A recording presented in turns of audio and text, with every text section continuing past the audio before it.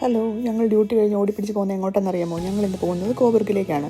ഇന്നൊരു പ്രത്യേകതയുണ്ട്. കാരണം ഇപ്പോൾ ഇവിടെ സാമ്പ ഫെസ്റ്റ് നടക്കുന്നുണ്ട്.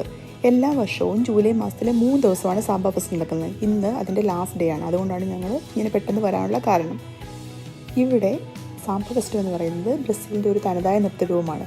അത് യൂറോപ്പിലെ ഒരു ചെറിയ പട്ടണത്തിൻ്റെ തെരുവോരങ്ങളിലേക്ക് വന്നിരിക്കുകയാണ്. ഇവിടെ ചെന്ന് കഴിഞ്ഞാൽ നമുക്ക് അവരുടെ ഡ്രംസിൻ്റെയും അവരുടെ മ്യൂസിക്കിൻ്റെയും താളമല്ല വേറൊന്നും നമുക്ക് കാണാൻ പറ്റില്ല.